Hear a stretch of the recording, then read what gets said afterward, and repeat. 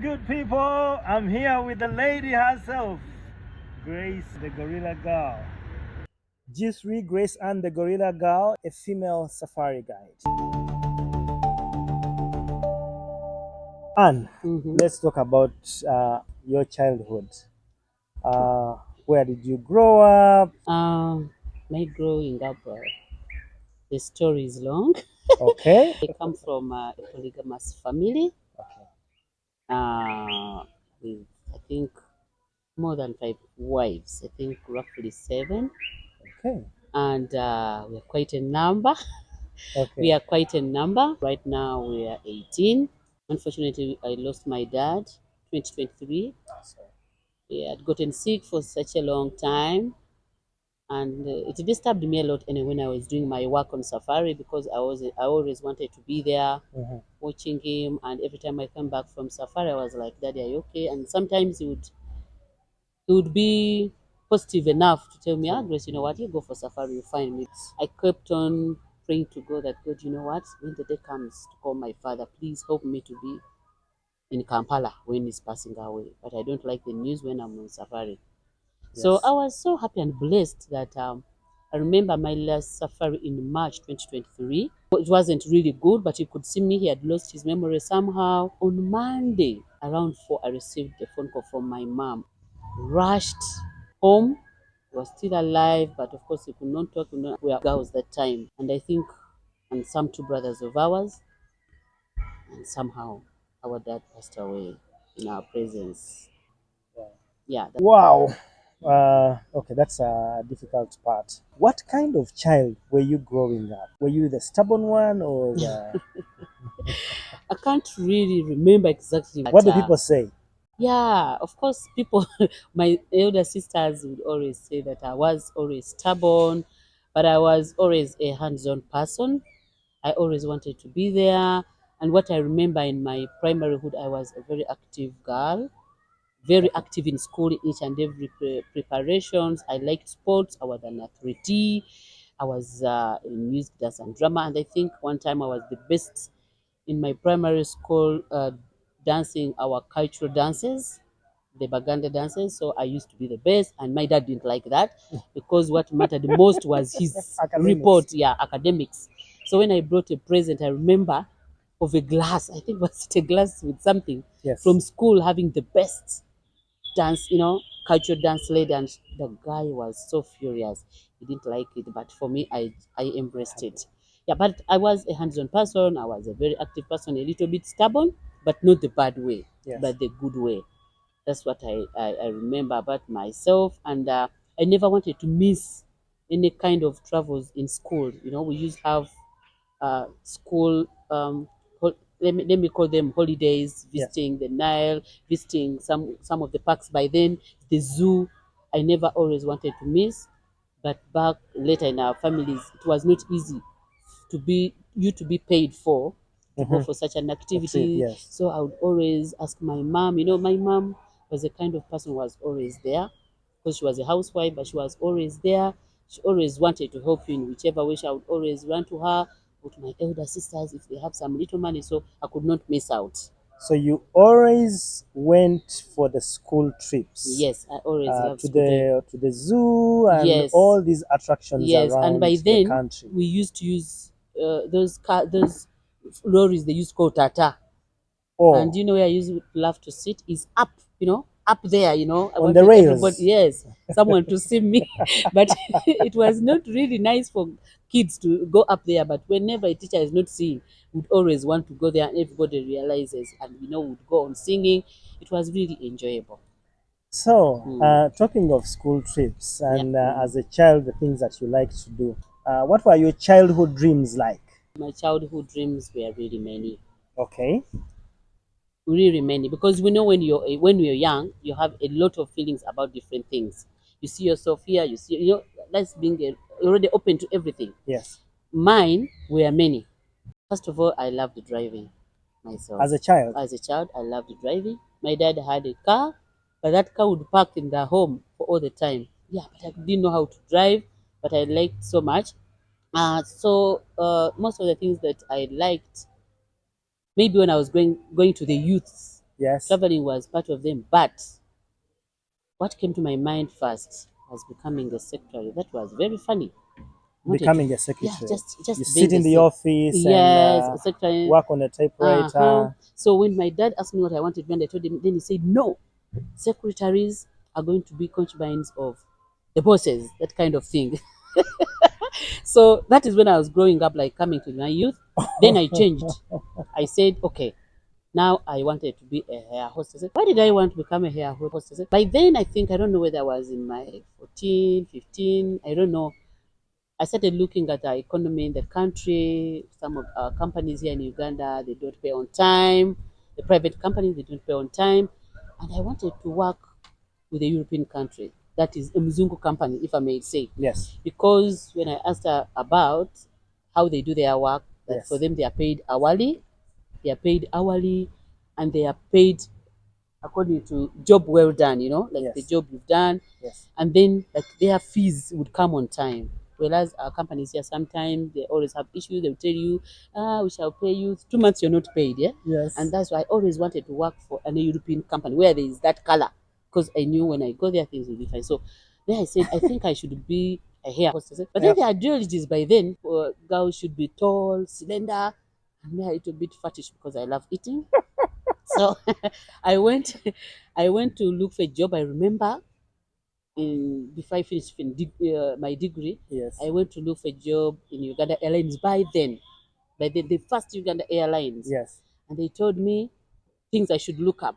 They told me I should learn catwalking, I should learn how to talk very well, the English, that kind of thing. And then Okay. that kind of, so I went to different companies. But then there's a company which was called Richim Production in Okay. Kampala. And the owners, they will teach you how to do catwalking. In fact, I went for catwalking for some time. It was not easy, but I had to learn to catwalk because I was aiming to go for an interview in Uganda Airlines. I changed my way of eating. I tried to eat little in order to get the weight, but it was not easy. So when that was done, I went for the interview. And when I went to the interview, unfortunately, they told me the interviews were done, so I failed. But that did not stop me from pursuing whatever I wanted. I went and Okay. did different jobs by then. That was also a time of a new Rotary by then.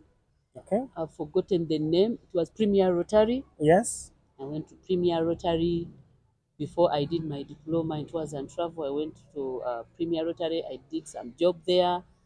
Then after that, I went back to the university. Yeah. I went back to the university because I was still looking at something that can help me work in such organizations. Yes. And that's when the love of tourism came in. So I went to Makerere University. Okay. I applied as Bachelor of Arts in Okay. Tourism. Oh. Waiting to get a job immediately after my course. That was 3 years course. Unfortunately, I wasn't able to get that job because there was a lot of competition and the jobs were not really by then. So I went and did a different job by then. I went Wait. to, Wait. And you mm, studied a bachelor's of tourism, yes, and now you have finished your bachelor's of tourism. mm, You're looking for a job, and there are no jobs in the tourism sector yes, by then, by that time. By the time you finished school, yes. and so you finished school, and you now look for a job. Okay. So what kind of job did you find? Yeah, by then, between my studying that bachelor's degree, I was able to get a good job by then. I think it is good even up today. Okay. I was working in Uganda Revenue Authority. Okay. Everybody asked themselves, how did you get this job? Uganda Revenue Authority is not easy.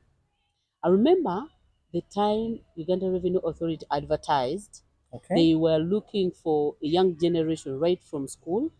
That was from my S6 A level. Uh-huh. And they were looking for a young age, maybe not even yet married, strong and energetic. And they wanted to phase out anti-smuggling unit to a revenue police service, something like that. Okay. So I applied because by then I was doing a lot of applications. I had a lot of applications. I would sleep in different areas in Kampala hostels looking for something to do. So that's when I applied for many jobs. And look here, after some time, I think that application took like a year plus, I think, Okay. because Okay. you apply and forget. Yeah. So one time I was going home to my dad and I sat next to a gentleman who was reading a newspaper. That's what I can never forget. I was standing. I was sitting near a guy reading a newspaper, a New Vision by then, and there was a list of shortlists of Uganda Revenue Authority.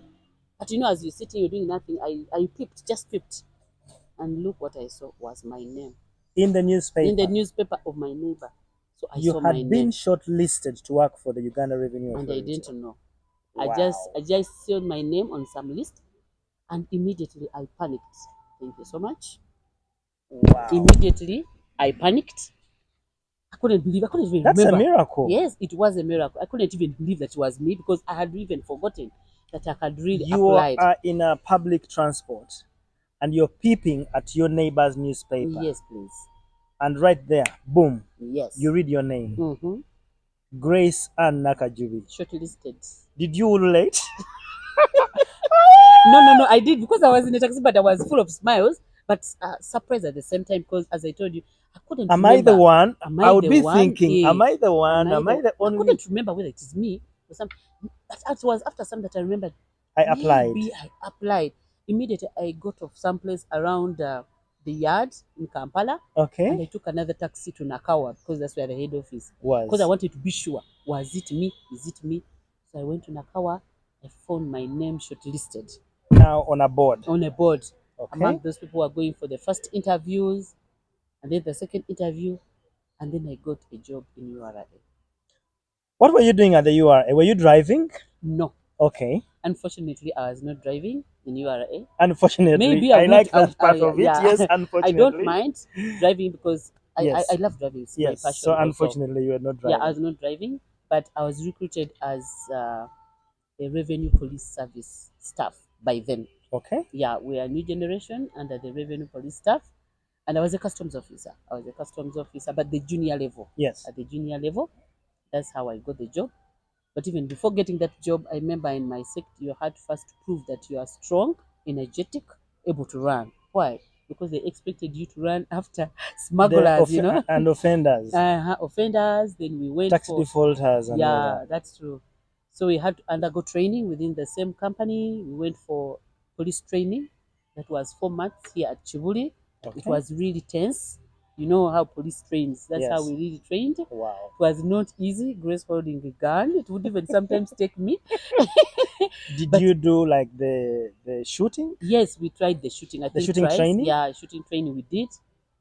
Twice. We did the small one and the AK-47, I think. Okay. We did. Then after that, when I passed through that other training, there was a training of physical running, and that one I remember we did it in UH.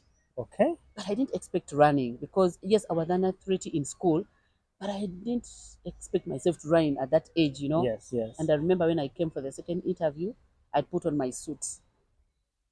I mean, I'm a graduate. Yes, I'm from university. Yeah. And they're telling me to run. And I remember my boss then. I can still remember. I think she was called Mrs. Kalule, if I can recall very well. Yes. I told her I'm not running. She told me, Grace, do you know how many people love this job, Uganda Revenue Authority job? I said, I don't care. I remember I told her I don't care because I didn't know the importance so much of working in URA. Yeah. Me, I was just looking for a job by then. She really tried to counsel me, please, just running. Yes. I'm like, okay, let me do it for the sake of showing them what I can do. Just that. I remember there's a way girls will put our dresses in our pants to run. And the girls were supposed to run 6 reps. I don't know I can't remember how many minutes or minutes. So yeah. Well, now I don't know. And the boys were running more reps than us. Yeah. And because me, I wanted to prove to them that I was an athlete, I'm good at running. But by then, I even never wanted a job anymore, by the way, because I didn't expect to run. Me, I expected an interview, theory, that kind of thing. Yeah. So we went for running. You guys, you can't believe what I did. I ran. The boys like a hare. 6 reps. When my neighbor was that way, I remember I was the first. Okay. That rep. So that one qualified me, by the way, to the second interview of theory. So that's how I got the job in URA. Wow. Yep. How long did you work with the URA? I think 1990. I think I joined 1996. Okay. I left in 2005. Yeah. Sorry. So when you left the Uganda Revenue Authority, did you come straight into tourism? Or did you do something in between? It was not an easy time. I didn't join immediately tourism. It took me some, I think it took me some 2 years. It was really a trying moment for me Okay. because by the time I lost my job, it was a big restructuring in Okay. URA, Okay. and I happened not to get the job again. Okay. I missed it out. So those 2 years were really a traumatizing era Okay. because I expected to still be in the company. I was a fresh graduate by then. I think I had it all to work in the company, but there I was scrapped off because of the restructuring, and I spent 2 years Without a job. without a job. It was really a trying How moment. do you join tourism? For those 2 years that I lagged behind, I Okay. had my degree already. And what I was asking myself that why can't I try this time to look for the job Yes. that I've always wanted? I tried to go for different places where I was disappointed, and I realized most people, by the way, the CV I had by then that I was working in URA affected me so much because they expected you to have been a thief, maybe. That's why you lost the job. So other people could not give you the job because they would think you of something else than what you are. Mm-hmm. So I failed. So what I did, I decided to go low. Okay. And this one, I can mention it here. I decided to scrap URA CV from my CV because I Okay. realized it's giving a bad picture to wherever I go. Yes. I decided to go low, back low. I even removed Like all the qualifications, even the degree sometimes I you removed it never aside. presented I it. never presented because people would think you're overqualified for that because I got in that problem somewhere in some lodge, tourism lodge. When they Yes. realized I'm a degree holder on a receptionist, they refused They to will give me the never give job. you a job. So I went low. I realized I'm good at driving. Okay. I was good at that. So I decided to look for a job in terms of driving. Okay. And some friend of mine advised me to go and join Yellow Taxi. Okay. Yellow Taxi As a company taxi as a driver. taxi driver by then. That taxi company used to employ more of the ladies and men as well, but more of the ladies, and most of the ladies were graduates. That pushed me. I'm like, okay, if all are graduates and I'm also a graduate, then why don't I join? And I realized as doing that, I was getting to what I wanted, driving corporate people, whereby maybe I would get in touch with them. They give me a better job than what I'm doing right now. I was still driving the Europeans, the corporate people. So for me, it sounded better. Okay. So I joined Yellow Taxi for some time. So I did my driving. And by then I would meet different people, you would chat, they would ask you, how did you come to this? Yet you are this, that kind. So it helped me socialize with people and get to know many people. Okay. Then I joined tourism from there. So Because your first I'm trying to understand. So you are working with the URA. There is restructuring the Uganda Revenue Authority. yes, You have no job for 2 years, yes, trying time, and then you have an opportunity to work with a taxi company. yes. Um, how long did you work with this taxi company? Yellow Uh, Taxi. Yellow Taxi, I worked it for some time. Let me Two, say 3 years? more. I think not even years, by the way. Not even years, because I joined the taxi company in 2005. That's when the restructuring took place. But Yes. after a few months, I decided to go for this taxi company, just like a For a part short time. time. Yeah, for shorter, like part time, While you look for jobs. while I look for jobs. Okay. Yeah. So the way I joined to tour, I wanted to get to how I joined You're in tourism. tourism. Yes. A friend of mine saw an advert still in the papers, Okay. and this company called Habari Travel, Stroke Gorilla Tours, was looking for tourist guide drivers. And Okay. they always realized what I always talked about and what I always want. So one guy came and, in fact, he called me, Grace, hey, there's this opportunity you always want To drive to and drive. You want to Muzungu, join to to work drive for. tourist companies or that kind of. There's this advert. So when I read advert, the advert was looking for, of course, gentlemen, tourist guide drivers, Drivers. and there were numbers. So what I did, I called, and when I called, of course, they answered, and they're like, "I'm called Grace Nakajubi. I've seen an advert, blah blah blah." Then the guy was like, "But we're looking for gentlemen," and I'm like, "I am a lady, but I can exactly do what What the the gentlemen gentleman do." can do. I think he was so interested, so he made an appointment with me. We met somewhere. I remember it was Bugolobi Shell by then. It was a restaurant.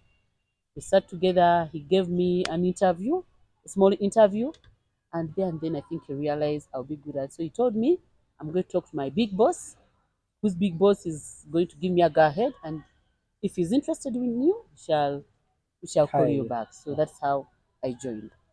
Okay. Yeah. So now you've done the interview. Mhm. You have been called back. Yes. Your first day at work, when they told you you have been hired, Yes. what was your first day at work like, and what did you do on your first day? That was so interesting. Okay. Let me tell you the truth, I was shy. You know, I was really shy for the first time because I didn't know what I'm going to expect, though I had joined.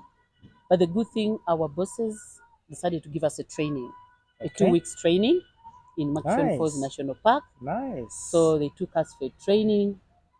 So it was very interesting. Things that we just read about, now we are seeing You're them in seeing them with yeah, your in eyes. reality, and everything was so interesting. But my first day on safari, No, no, no. I need to cut you short. I yes, think this is something very important. yeah, For my followers, my corporate followers, businesses out there, mm, this is what I'm hearing. Uh, you have hired someone who is a graduate, they have qualified, they have studied a course within your sector, mm, but you have never worked with them. And the first thing that you do is give them a training. And I think this is very important. On job training, I think, is something that organizations must constantly think about. That it is very important mm, for organizations to onboard their new recruits even when they are qualified. mm. I think I hear you saying that that gave you a bit of comfort because That's true. at first you were shy, Yes, yeah, but with the on job training, you actually became comfortable because you were able to connect the theory with the practice. practical, perfect. So we are at Murchison Falls. Let's Yes, talk about the training. How that's many correct. girls were in that training? Let's start there. I think if I remember, because not all managed to join, I think we were like seven. 7 girls. Yeah, we How were many like seven. men? I think the men were like four. The men, we are not really many because Okay. they need many people. I think we are Okay. like four, and we are like seven ladies. I remember Okay. So by then. that recruitment took on a good number of ladies. Yes, it did. Okay. Yeah. Um, 2 weeks training. After the training, let's talk about your first safari. Ah, my God, my first safari. What kind of car did you drive, and what kind of guests did you have? I wasn't driving. Your first safari, Maybe you there's didn't a small drive. story that I love to say it here. Okay. My safari, in fact, this company, when it hired me, it didn't take me as a tourist guide driver. It Okay. took me as a mere guide. Okay.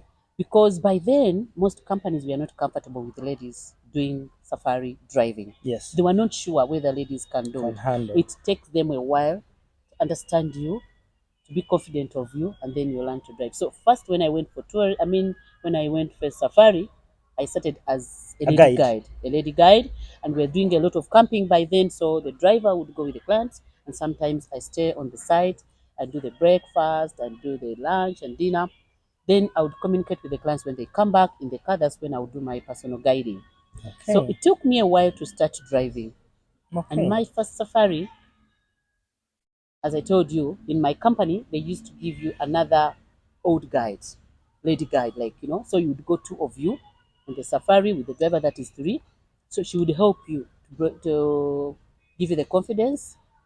And my first day that she told me you're going to give a briefing to clients was not easy because by then I was not sure what So the this clients is are. this is the senior guide telling you, the guide, Uh-huh. that today you are the one briefing the Briefing. clients I about the think tour. briefing needs someone who is confident of herself or himself. You must have good communication skills. Okay. You must be knowledgeable. But my first time, I was kind of shy because I didn't know what the clients are going to expect of me, and I didn't know whether what I'm going to say is the right thing to say. But still, I had to give The briefing. the briefing the best that I did. But And Anne, yes, let's cut it here. Um, you had been a revenue officer.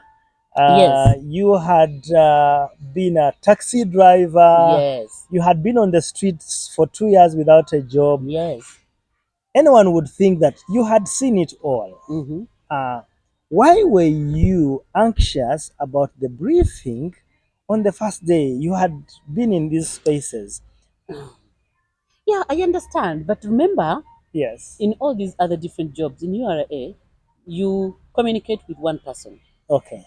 You all, in fact, in URA, you'd communicate with one client. Like, not everybody comes at once, you know. Yes. Yes. One person, do you have this? Do you have, you look at the entry, blah, blah, blah. That is one person. Yes. Yes. When I went to the taxi business still, I was having one client. So it was one on one. But this was a group of people, 12 people, because by then we would have a big van having 12. But it's like you're in a conference and every eye is on you. So you can think how all these eyes are looking at you. So you have an audience, and the pressure is that you need to perform to a certain level yes, with this audience, and you imagine that the audience has an expectation. that is true. That is very true. Okay, it makes sense. Yeah. So your briefing, the morning comes and you have to brief the clients. Yes. How did that go? Yeah, it went on very well. I knew what to present. Yes. I had to make sure my communication skills are very Good. good because Did you have to practice or train the whole night? yeah, And I say, did. I really did. Ladies and gentlemen. I really did, but at least I knew exactly what they need to know. Yes, First of all, you you must read. know all the information that you need to tell them. You Okay. must have known it, so it becomes easy. Because communicating is like a conversation. Yes. You find out how they are, you tell them what they are going to do, even ask them if there's any issue they want to ask you. So it's like a communication between one-on-one. So Yes. it became easy because I knew what to tell them and I knew what I expected from them. Okay. Yeah. Great. So after the briefing, you went for the journey.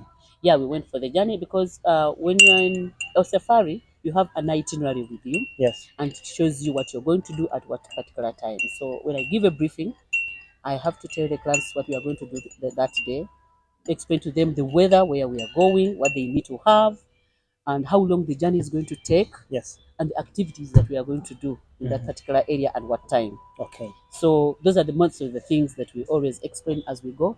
And another thing also is not over communicate to them so much, because if you instill in a lot of communication, Yes. a lot of knowledge into their heads, they may not understand each and everything. So everything is done periodically depending on what you're going to do. Okay. Yeah.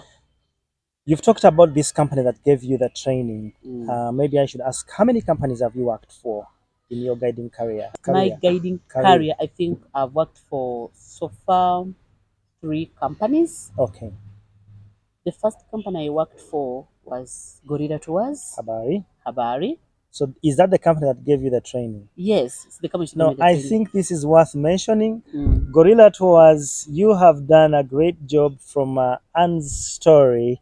Yeah. That you onboarded her, you trusted her as a female guide, but at onboarding her, you gave her an on-job training, and that was the game changer for her because it gave her confidence. And we have her because you trusted her. And so Gorilla Tours, that's a job well done. Thank you. Now, Gorilla Tours, which company did you work for after Gorilla Tours? Yeah. In fact, if I may say, I'm still working for Gorilla You're still Tours, working for Gorilla but Tours. we had a transition in between. That is between 2010 to 2018, let me say, Yes. 17. By that time, the company wanted to have only one guide on the safari, and that is a tourist guide driver. And all of us ladies were scrapped off from 2011. So we are scrapped off. We did something else, and we are out of tourism, if I may say. Yes. Though we're doing something else, still in line with tourism. Yes. Still, I give them to Gorilla Tours. Okay. Because as it scrapped us off, it opened us a guest house by then, and so that's where I was busy that time. Yes. But then I had this passion of coming back as a tourist guide driver, and I came back to the company in 2018 to date. Now as a tourist driver. A tour guide driver. Yes. But before that, in between, I worked for 2 companies as a freelancer. Okay. That was Mushura. It was called Mushura Company by then, but I didn't work for it long. I think I just did only 1 or 2 safaris for them. Okay. Then another company by then, which is worth mentioning here, was Bella Africa Safaris. Bella Africa Safaris. Why do I want to talk about Bella Africa Safaris? Yes. This is a lady who started her company with really good values. She had a passion in herself and believing in ladies. She really put her whole in believing in fact, I give that lady a thumb, because if it wasn't her, most of us who are doing safari guiding today as ladies wouldn't have made it. But she opened it up because she wanted to uphold a lady, Okay. and she employed us, and the company was working well by then. So though somehow somewhere the company did Yeah. succeed, Yeah. but it gave us a platform. And I Wow. still give them to that lady, Who Bella who Ajiru. was that? Ah, the founder. The founder was Bella Ajiru, who's now Okay. right outside the country. Okay. I give all the applause to her Wow. because she did her best. She really tried to do her best, though things didn't go well after, to put us on the platform. And I know all the ladies out there in my Generation. generation Yes. are still giving her the applause because she put us on the platform. And it Wow. also gave me the confidence to go back to my boss in Habari Gorilla Tours Mm-hmm. to reinstate me back as a tourist guide driver. If it wasn't her, maybe they wouldn't have recognized me again. Wow. Yep. This is an awesome story. Yeah. Talk of women lifting fellow women up. Great. Yeah. While in other places I have heard that it is common to find women putting fellow women down. I Yeah. think that's worth mentioning. Mm. Great. So you go back to Gorilla Tours, and Yeah. until today, Yes. some people today like to say the rest is history. Yes. But I hear you saying that you're having a good time doing Yes. your job. Yes. I want to take you back. Yes. You joined tour guiding, which is a male dominated industry, or Mm. I would say sector, Yeah. in an area where ladies are not trusted to be efficient or reliable drivers Mm. for reasons really well known. Yep. The difficulty on the road terrain and the Mm. long journeys. Mm. Um, I would like you to share with us, Mm. what was it like for you? What were you thinking? What were Mm. you feeling when you would go to these places? Now, as a driver, Mm. what was the welcome like? How did people look at you? Mm. Uh, what did your family think Mm. for a woman Mm. joining a male dominated sector? What can I say? Most of them were surprised as a female.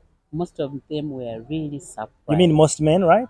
Or most Most people? most people, male, female, everybody was really surprised. They're like, "How dare you? Like, how could you do this job?" Because it was known to being a male job, you know. Yeah.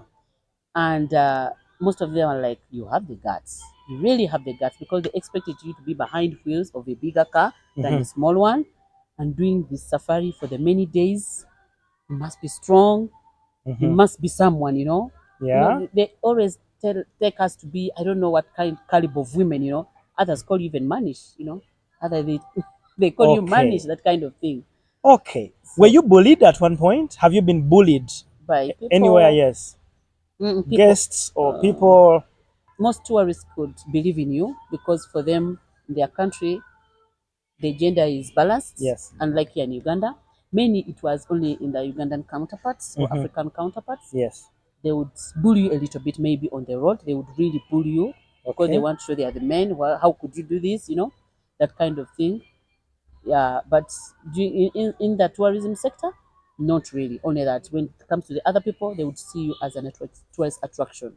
In fact, whenever we would go in different parks and you find the locals on the road, they're like, ah.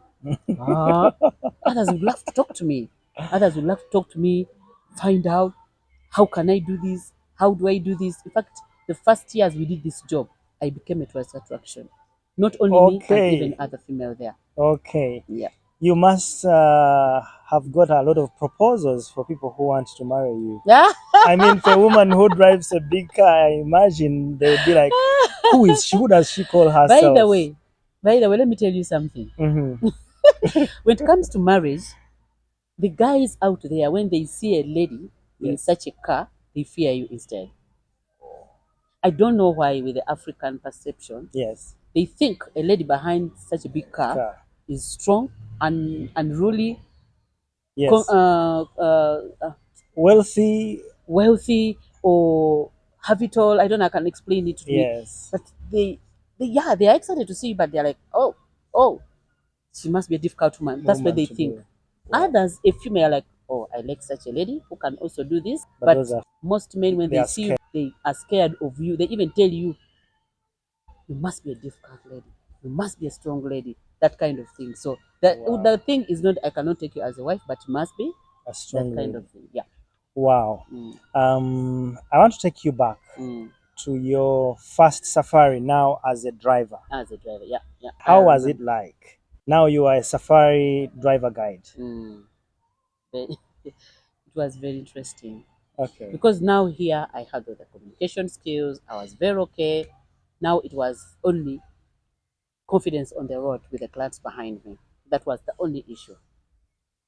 Good enough, I gave my clients a very good briefing and I told them how I am and everything. So they were already confident. So, it's okay, you do your thing. And, they didn't give me any trouble. They made everything easy for me. So Okay. we did, How long was the safari? I think it was an 18-day safari. 18 days. If I'm not mistaken, it was an 18-day safari from Kidepo. From Wow. Kidepo, Makshon Falls, Queen Elizabeth, all the way back to Lake Mburo. But it was kind of convoy with my colleague. Okay. But everybody, I was handling my own file and he was handling his own file. The safari went on very well. I did the hills very well that I didn't know that I would make. That is in Rushag and the Bwindi areas. Yes. Those hills are really scary, but Okay. very beautiful. I enjoyed them. I did them very well, and my clients were really very, very happy because I had to tell them the story that this is my first time. We are very few, and they were excited to have a guide, a lady, and the few ladies that are doing this. In fact, Wow. they gave me an applause, and they also gave a very good review. Friends, I have driven alongside this lady. I have driven behind her. I have driven in front of her, sharing the road and doing the same journey. And I think you need to have an experience doing this with G3, Yeah. Grace Ann. But really, I would like to know, Mm. or I would like you to share with my followers, Mm-hmm. how do you feel when you are driving this huge car with guests that are very sensitive? Mm. How does it feel like? First of all, I feel confident. Okay. When I'm on the road, I feel so confident. And why do I feel confident? Having somebody's life behind you and a tourist is not something easy. Remember, they have a family there. Some of them are counted by their countries. I feel privileged to drive a group of clients of a different country behind my wheel. So that gives me the confidence, that gives me the right to drive well on the road. Mhm. I have to do everything that is Right. right on the road in order to make them feel comfortable behind me. Okay. Yeah. I hear you saying it's mixed Yeah. feelings. It's a privilege. It's a boost for your personality. It Yes, is yes. also a challenge Yeah, yeah, to do things right and yeah. all that kind of thing. Mm. Okay, what has been your worst safari experience? My worst safari experience was when I got Yeah. stuck on the road in the hills of Bwindi, and yet we had the program to cover in Lake Bunyonyi, which we expected it's going to be just a walkover. It was a group of clients. They were happy because I would explain to them it's a rain season. Sometimes roads are bad, all this kind of thing. And then we reached in the middle of Bwindi and we found many cars are stuck on the way. And remember, these are hills with heights below there. And we had to push all the cars for almost 8 hours, not even moving an inch. At first, it seemed very interesting for the clients because they wanted to push and that kind of thing. But time came, it became a pain. It became a pain in their heads. We couldn't move an inch. Push one car moves an inch. And we had arrived that place around 9 a.m. And I remember we left that place around PM. 8 p.m. 8 p.m. So it was the worst moment because everybody was so tired. We were tired of pushing. We were tired of everything. And by the time we reached Lake Bunyonyi, everybody was worn out. Wow. Yeah. Okay. Yeah, that sounds like an ordeal. Yeah. Uh, wow. Mm. I usually tell my people might guess that journeys are not without challenges, Yeah, and yet it is worth to do road adventures. that is true. That is Great. So now that you've shared with us about your worst safari experience, true. your most memorable safari experience. Many safaris have been memorable. Having good people around you, you are able to socialize together, you discuss different things, you show them around, you see everything that you need to see. But maybe to pick only one, Yes. a memorable safari. I remember I had a couple, I think from Czech Republic, if I'm not forgotten. Mm-hmm. We're going for Goya tracking, but we're just passing through Windy. We're just passing through Windy Penetrable in Rhodesia, Yes. going to Rushaga sector. Okay. And as we were driving, we met a group of locals. You know, sometimes locals stop you, Yes. ask you for something, money, or. And I remember telling my clients, we are not going to stop. They want to ask for something small or that kind of thing. Then I'm like, oh, okay, it's okay. So we almost continued driving. These guys stopped, like, continued stopping us. Then I'm like, I gave another second. Why don't we stop? You never know. There's a reason why They are they are stopping stopping us. us. Do you know what we saw? On the main road, a gorilla had crossed the forest to the community Community. land. It was a very interesting moment because I couldn't believe. I just told my clients, just collect yourself, get your cameras, we are getting out here. Just watch what you are saying. Guess what? But on our left, the gorilla was trying to get the shoots of Hey, eucalyptus. It was not getting the leaves, it was just really down.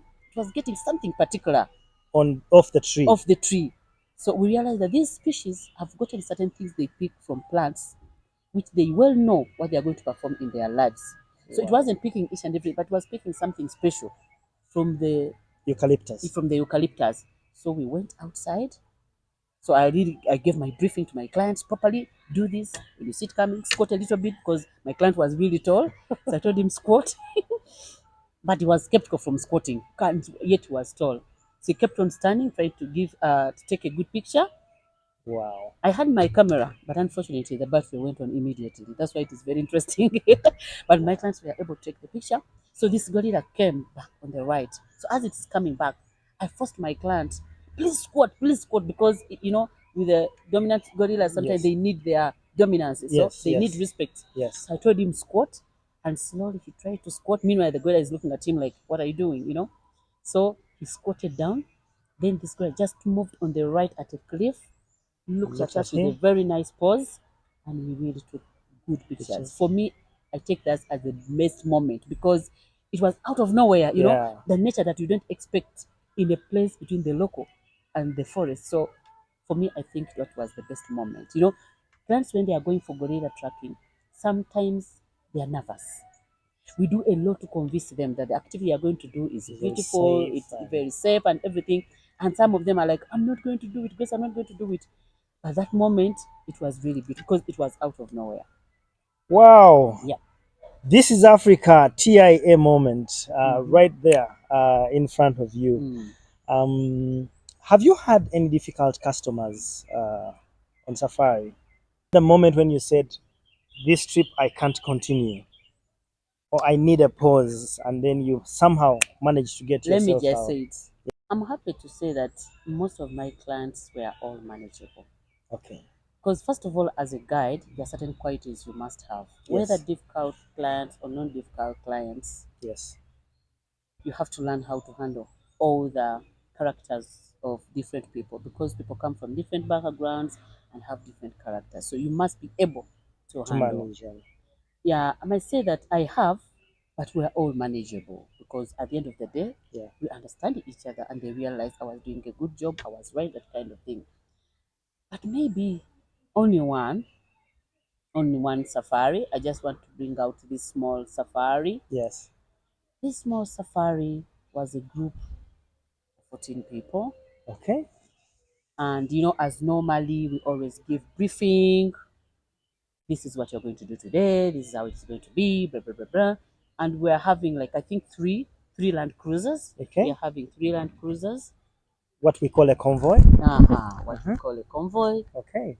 It was very nice, but in the middle somewhere if I don't forget, we had an accommodation where we were going to sleep in Hoima, Koloping by then.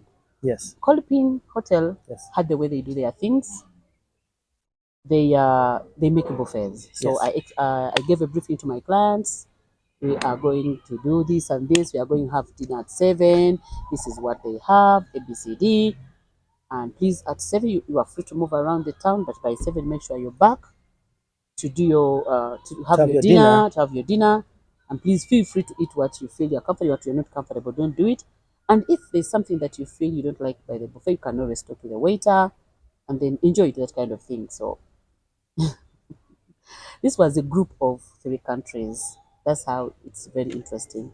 It Okay. was a group of the Germans, the Belgians, And and the that. Dutch. 3 countries.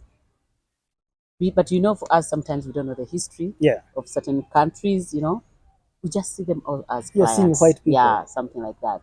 So we had a safari. I mean, they had dinner, but me, I had to go out. I told them I'm going out. We are going to put fuel, wash cars. Okay, do all the arrangements as a team leader by Yeah. then. Yes. So we went to do what we have to do. So we came back when they are finished to dinner. And when we're doing our work with our fellow guides, we always talk, we smile. We are a team anyway. We are Yes. always a team, so Yeah. we smile. But unfortunately, some tourists, when they see you smiling, already they connect to different things according Yes. to what they think. Yes. For them, when a lady smiles to a man, they think you are lovers, that kind of thing. Not knowing that they had always been glancing at me, how I Yes. perform, how I do my work in Land Cruiser A, Land Cruiser B, and Land Cruiser C, that Yes. kind of thing. So I think some of them had it like, oh, maybe she's in Some. love with all the 3 guys or that kind of thing. That's how interesting it was. So when we came back from doing Yeah. all our work The from the evening. car, Yes. I came back and my clients were seated in different Groups. groups, 2 different groups. So when I came back, my colleague saw them first. I'm like, Grace, come and say Sinai. I'm like, what? These guys are separate. I'm like, uh-huh. And I wonder how we are going to start it. I'm like, start. Then I peeped. I Different realized groups. a group is there and another group is Group is the there, other and I side. didn't know why they're not sitting together, because when you're having Dinner. when if you're having A group. a group, you Yes. expect them to be seated in one Together. group. Yes. So I realized the Dutch were sitting alone with the Germans, and the Belgians were sitting Sitting alone. alone. Ah, okay. So I was figuring out, where should I start from? Who are easy, who are not easy, that kind of thing, because you read your clients. Yeah. We know clients according to their countries, Yes. what they like most, what they don't like, what they are good at, and that kind of thing. Yeah. So Culture. Yeah. culture wise, Yeah. so I knew the Dutch and the Germans. I said, okay. Instead of starting with the Belgians are a little bit, Yeah. yeah, You're not sure. I'm not sure. I'm like, let me start with these ones. So I said, hey, hi guys, how were you? How was the dinner? Blah, Dinner. blah, blah, blah, blah, blah. Before I finished the statement, one guy stood up, shouted, I'm like, excuse me, how could you let us eat food that you don't like? Blah, blah, blah. I looked at him. He really backed at me, and I didn't like that. I looked at him, and yet I had to compose myself. I really gazed at him. I remember asking them one question. Before I left here, did I give a briefing? They all looked at me. I asked again. Before I left here, did I Did I give a do? briefing? I told him, I didn't live here alone. I didn't leave you here alone. I explained to you properly what I'm going to do and what you're going to do. I even explained to you that if there is any kind of food you That don't you like, like. please ask the waiter. They They will will give be able you. to serve you. I didn't need to be around. I had other work to perform Yes. on your car before we start our journey the next morning. Yes. That's why I gave you that briefing. So if you tell me that I gave you bad food or something like that, I It's think not it's not right. me. At least it's good to tell me. Then I talk to the people concerned, and they maybe change the food or that. But I didn't force you to eat the food, because for you said I forced you to eat that food. I didn't force you. This is what they give here. If you didn't like it, you would Should have have told. asked them. Somehow I felt hurt a little bit, because I realized I gave them what I thought was good, and they were Yeah. not happy with it. Yes. I immediately left their group. I went to the Belgian people. I asked them the same question, that before I left, did I give a briefing? Because I wanted to see, maybe I didn't give a briefing. So Yeah. they looked at me and said, yeah, yeah. Everyone was like, yeah, yeah. Before I finished the statement, the other guy left the other group and kept saying, yeah, yeah, I was saying, but For us, we think you are in your love affairs. It really hit me bad because I'm here performing my job, and all along as we were having the safari, this guy in his mind, He's thinking he's you're thinking, having fun, I'm having fun with my fellow fellow guides guides. without maybe including them, that kind of thing. So I really felt bad, and for the first time, I wanted to fury, but I tried to compose myself. I just asked for pardon, went and called my boss by then, Mgoya to us. I called him, I explained to him the whole scenario, and I told him, I'm sorry, sir. I remember telling him, I'll never forget. I told him, sir, I don't care whether you lose the job, but I don't want to disorganize your safari because what has happened today, I don't think I can continue with this group. I'm afraid to control myself. I'm furious. I'm angry. I think somebody else should come and take over the safari. And I think nobody was there then. And my boss told me, help me, try to do everything that you Can can do to continue. to continue with the safari. Oh, oh. But I felt I couldn't because I thought maybe I would end up doing something that is not Wrong. right, Yeah. and I would leave, Mess give up. it a mess up and give a big loss to the company because I felt I couldn't. But somehow I tried to compose myself. The next day I was kind of quiet. And the Belizean group, there are some two ladies whom I will never forget. They kept on helping me to compose myself properly. Yes, it's okay. You know, we are from different backgrounds of a home or blah blah blah. Please try. I said, yeah, I'm trying. I'm trying. But of course, it didn't stop me from doing my job. Yes. Though I was a little bit quiet. But at the end of the day, everything was forgotten because I had to control myself and do whatever. It was a very memorable safari, and I remember he Of course, it apologized. is memorable. Yes, You were hurt on this safari. You yes. can never forget. But I remember he apologized at the end of the day. He Yes. apologized for what the tone he had used, that he was wrong, and that made me Wow. happy. Yeah, that is Wow. the only one. But other safaris, people are manageable. You can always discuss things and then they change and then it becomes better. Or if you're wrong, then I also change, that kind of thing. Wow. Yeah, Amazing. yeah. I think that's really, and that's an interesting part of work. And Mm, I believe that for many tour guides out there, mm, um, they go through these things. And yeah. from your story, we can pick a thing or two from an experience like this. Mm, I have been around and I've talked to some of your guests during safari, yeah. and I have met some after safari, and Mm, I casually ask them, mm.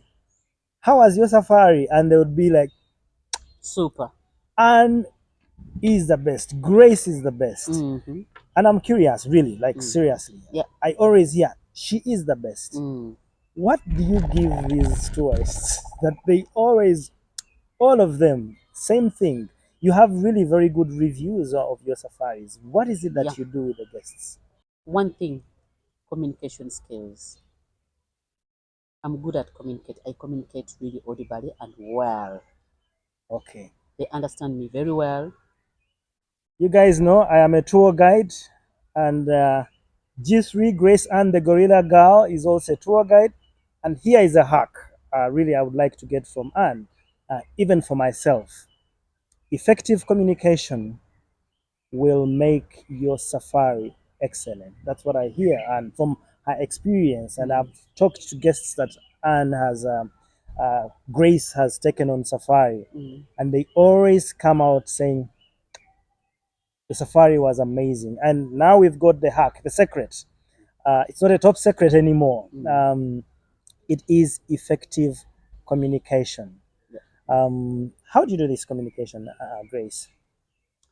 Um, the way I do my communication, you must be verbal in everything that you say, and Yes. you must be consistent. You have to say it for anyone to know it. Uh-huh. Okay. You must be exactly know what you're saying, and you shouldn't be able to mix up You the don't mix information. up Don't, things. yeah. For example, A is A, B B is is B. B. Yeah. Sometimes people may say, I'm like, ha. And sometimes say, oh, Grace, you're a perfectionist. I like things to be the right way. Wow. Yeah, I like things to be the right way because I know when this client comes to Uganda, he's expectant of different things. So I must make sure that I give him my best. You know, Okay. he wants this, I do that. He wants good food, I try. Even I try to talk to the hotel or whatever it is. Yes. My client does not like this. This and this. He doesn't take onions. please. So I don't want that other part of, you see, we forgot that kind of thing, you know. So I'm somehow a perfectionist in most of the things they do, and they also clients tell me, oh, Grace. Sometimes when police also stops me, and I think it's stopping me in a wrong area, I'll tell the police in English, I think this is wrong. Yes, I must have done this, but you're not supposed to stop me in this area because it's not so secure for my clients or ABCD, that kind of thing. Then also, I'm a storyteller. I love talking. I tell them stories. I have stories anyway. I have a lot of experience because clients ask you each and everything about your life, about your children, about your what. So, and always with a smile. I'm always smiling. Yes. And sometimes they say, oh, because you have stories. So I'll never let them bore. But not forgetting that there are some clients who don't like over talking. Yeah. So I also put it in mind. You read psychologically, you read your client, Yeah. find out their interest. In fact, the first thing when you give them their briefing, you ask them their do's and don'ts, what they like and what they don't Don't like. like. Get their interests. Find out what they like most. Are they talkative? Are they, they also need their privacy. They need time to instill in each and everything you've told them Yes. or what they see. Not all the time talking. But there are these ones who always ask me, yeah, just give in what you have to give in. Just pretend you are home with them, like just feel in yourself with them. At the end of the Wow. day, they will enjoy the safari. Wow. Yeah. Thank you, Anne.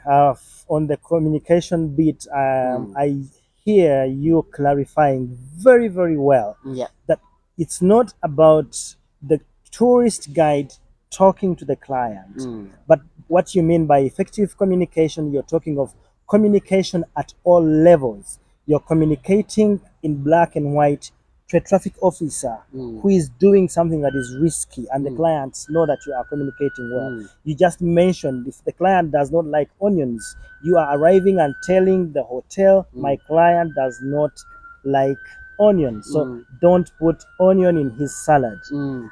So you're talking about communication at all levels, All levels, not yes. just talking to one person Yes, that's or true. talking to the guests. That's true. Friends, so that is the hack. Communication at all levels will make your safari a winning safari. Okay, Mm. now as we wrap up, Yeah. you are a female safari guide. Yes. Uh, are there young girls that you have met or fellow women that would like to do your kind of job? Uh, that's where we would like to start. Yeah. Have you met any women or girls who say, I'd like to become a safari guide myself? Yeah. Okay, I've really met very many okay, because, as I told you, that my first time doing this, we became a tourist attraction.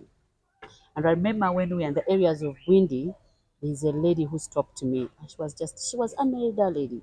She was just admired of me. And she was like, can you imagine my daughter can't do even this? Because they imagine someone from Central driving all the way in the hills and yet here it's flat. How come that their daughters are not doing the same job? Then I advised her, I meet many, but I advise what she yes, should do, the qualification she needs, where she should start from them. Others, I've tagged them on my yes, social medias because they want to follow me. yes. Others call them their real models, and Wow, some of them have joined because of me. They've gone to different trainings in their local areas. They've joined different trainings. They would call you, oh Grace, you know that I'm training this kind of thing. I'm training maybe in language. Because I give them what I think by the time what the competition we have. Some of them I advise them to go and first go for a language, maybe because of the lot of competition that is there, because you have many guides. So I advise them accordingly and realize that some of them have already joined any institute of tourism somewhere or in a linguistic company in order to help them have at least a language, because there are some languages here which need a translator, like German, Italian, Spanish, sometimes Chinese, Japanese. So I advise them accordingly, depending to what I see that particular time. There are many girls who are attracted by what I do, and they wow, always love to talk to me. wow. Yeah. Um, and I would like you to look in the camera Mm. and talk to females out there. Could be Mm. young, could be old. Mm. Um, things that they need to think about if they want to join the tour guiding sector. Mm. What do they need to do? What do they need to think about? Uh, Okay, my advice to all female out there who'd love to join my profession, Yes. these are the few tips. First of all, you must have the passion. Passion is one of the things that you'd love to have in order to join, because you cannot come out of nowhere when you don't like the ministry, you don't like tourism, you don't like nature. You must have the passion. It's not all about getting money, but it's the passion. Are you in love with tourism? Are you in love with tourism? Then after that, you go to different professions to do the training, to have the training. You need training in order to do it. You cannot wake up out of nowhere. You need to go for professional training in some institute, tourism institutes in Kampala here, or in the east or the north. All institutes are everywhere. Get all those skills that you need to, then the rest will find you there. Great. Otherwise, I advise you first of all to be confident. Don't fear to ask. Because for me, when I was looking a job, I had to instill in myself to go and look for the job. I called the boss. But most female people have a fear, like they fear to go to different companies. Yes. To me, I believe it needs you yourself to go to a particular company, because they need to see your confidence. You don't need to pass through someone. Just go knock the door, talk to the boss, let them give you a small interview if they need be. That is confidence enough that you've built in you in order to get to this job. Then another thing maybe I can advise women. No, women, we are very vulnerable when we are doing this job. You must be principled as a lady, because you want to do a good job. You want to have a good reputation. Yes. You must be a professional lady out there. Just know what brought in tourism. Do what you're supposed to do. Don't think of relationships. Most women have issues. Sometimes we are weak. They come to tourism because they think of because of the different colors that we drive. Most women join tourism because they think they are going to be hooked with the tourists. I think that is wrong. You must have a passion and integrity when you're doing your job. If that happens, maybe it will, but it shouldn't be in this profession. Just think of being professional at all times. No matter the kind of clients that you get, just try to be professional. Professional and having passion on what you do. Wow. Thank you for this advice to women out there, my sisters, my aunties, mothers out there. There are opportunities in the tourism sector, and Grace Ann has given us hacks. Hack number one, she said you need to have passion. Hack number two, go for training. Hack number three, be open minded to learn, ask questions. Hack number four, keep the professional lines very clear and have confidence. And you will have a successful career as a safari guide. Thank you, and I think this is very helpful for many young women out there could have opportunities in the tourism sector, Yeah. but they have not embraced some of the principles that you're sharing. That's And I true. think you are a living example. You've lived these principles. Yeah. We have seen you do the job that we are talking about. Yeah. I just want to use this opportunity Yes. to thank the company that has mothered me or fathered me Yes. all this time, which I'm giving an applause. Yes. That is Gorilla Tours, Stroke Habari Travel. This company has believed in me all the years. Let me say right from 2007. She has believed in me. They've never had issues with me. They've always been there for me. So I thank Madame Virgo Mountain and Mr. Bart Mountain for having believed in me. And I know that I've added a brick to their company. So I just pray that the company continues to blossom. So I give them all my thanks. Friends, we have had the honor and privilege to have a conversation with our sister and mother and friend, Grace Ann, the Gorilla Girl, G3. G3. And in another conversation, I think from your questions, if you have any questions to ask, I will have her back to answer some of the questions. But for now, thank you, friends. Thank you.